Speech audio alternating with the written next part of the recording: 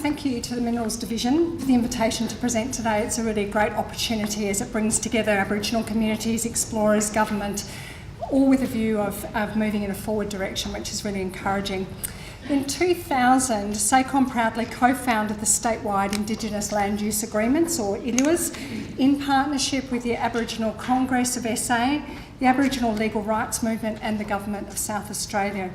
Shortly after its inception, it was renamed the SA Native Title Resolution Program and was expanded to incorporate the Local Government Association, the SA Farmers Federation and Wild Catch Fisheries. The initiative's objective was to resolve native title issues through negotiation. For those who are not aware of SACOM or don't know a lot about what we do, we are a leading industry body. We represent the resources sector in South Australia. We represent our members and those who have interests in minerals, energy, extractives and oil and gas, as well as those who provide services to that sector. We play a pivotal role in facilitating discussion and advocating for change within South Australia. We see a need to continually evolve and innovate as the sector faces new challenges and opportunities. SACOM values the relationships with all members, stakeholders and the community and understands the importance of collaboration to really achieve growth and realise substantial benefit.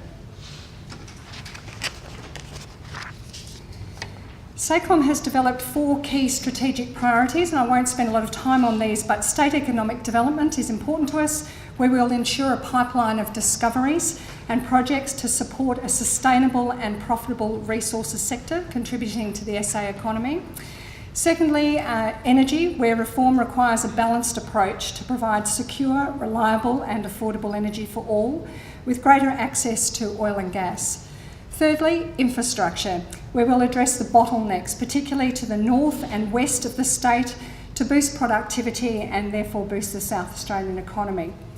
Legislation and regulation. This is where we influence the development of effective, efficient and transparent regulation of the resources sector to promote investment.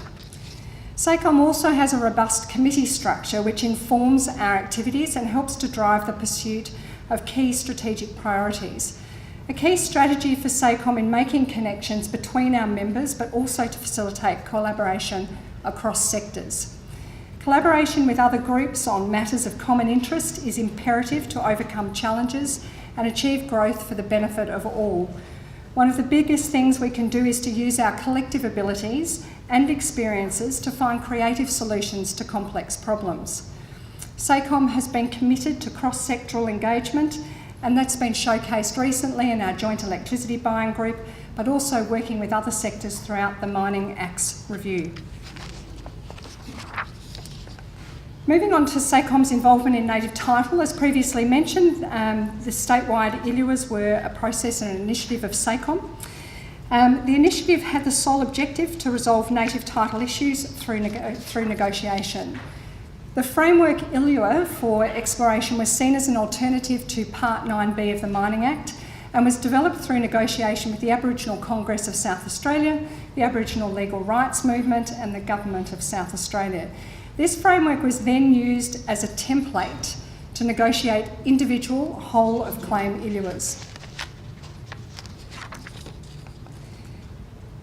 Indigenous land use agreements between industry and native title groups have 5 key objectives. Firstly, to provide certainty for all parties on expectations and processes. Secondly, to provide the clarity on the process for engagement, heritage clearances and communication. They also need to assist in social and economic benefits for Aboriginal communities where possible. Fourthly, to be cost effective for all parties, there would be 1 ILUA per claim that companies would sign onto and agree on the terms and conditions of the pre-negotiated document. This would create only one negotiation process for native title group rather than multiple negotiations which are required through Part 9B. Most importantly, ILUAs were designed to build relationships between the sector and the native title groups. The statewide process ended in 2012, but SACOM has continued to support ILUAs as an alternative to right to negotiate under the Commonwealth Native Title Act and Part 9B recognising that there's a need to review and update ILUAs, making them more workable, clear and simple. In recent times, ILUAs have become less favourable. In the last few years, we've now got 2 existing ILUAs have been terminated. However, undertaking negotiations via Part 9B has also had historical criticisms. It's seen as a restrictive, costly and time-intense process, which limits activities that can be conducted without agreement and without clearances. SACOM acknowledges the concern over company self-regulation on native title impacts. New approaches have been more recently created to develop agreements between mining companies and native title groups. One such example is Oz Minerals and their agreement with the Cookagga Aboriginal Corporation for their Carrapateena project. Their approach was to create a structure for the relationship through a partnering agreement that would underpin the native title mining agreement.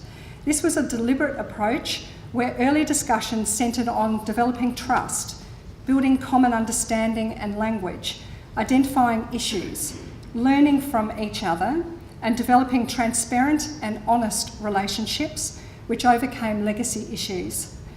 The extensive process had the goal to establish a long-term relationship which was respectful, equal and understanding. At the exploration stage, developing and established partnerships may require a different approach to that at the mining stage, given that mining is a longer-term commitment. Exploration is shorter and variable, and there is likelihood another company will come in and take over that operation.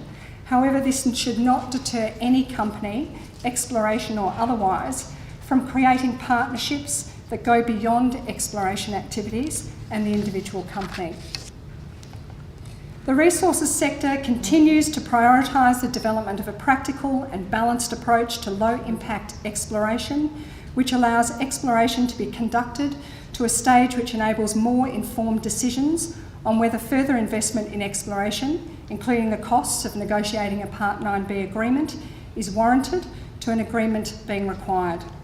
SACOM advocates for a clear statewide agreement definition of what constitutes early exploration activities and at what point exploration activities require a native title agreement and heritage survey. As native title agreements can cost some companies upwards of $100,000, negotiating and paying for these before knowledge of geology is sufficiently understood is a deterrent to South Australian mining tenements. This, however, in no way removes the imperative and responsibility of companies to conduct heritage surveys where necessary and establish and develop trusting, honest, positive relationships with native title groups. It's also important that the Aboriginal heritage system is improved to be more efficient. SACOM supports the establishment of a central repository for clearance surveys to avoid duplication of surveys for repeated access to the same area for exploration activity, either by the same explorer or a new explorer. This system would be set up to provide information to explorers on cleared and non-cleared area without divulging culturally sensitive information. It is also a priority for the industry that heritage costs are consistent and are streamlined. Heritage surveys are a necessary input cost for exploration. However, the sector believes that there is scope to reduce costs and create transparency and consistency across the state. In closing, SACOM calls for a commitment by all stakeholders to develop a clear statewide definition of what constitutes early exploration activities, which defines the point where native title rights and interests are affected.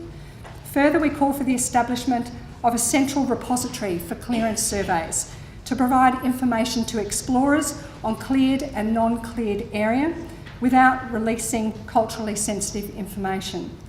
We also seek heritage survey costs to be consistent and streamlined statewide. The recent Oz Minerals agreement has demonstrated the sector's willingness to engage differently, putting relationships front and centre in any negotiation.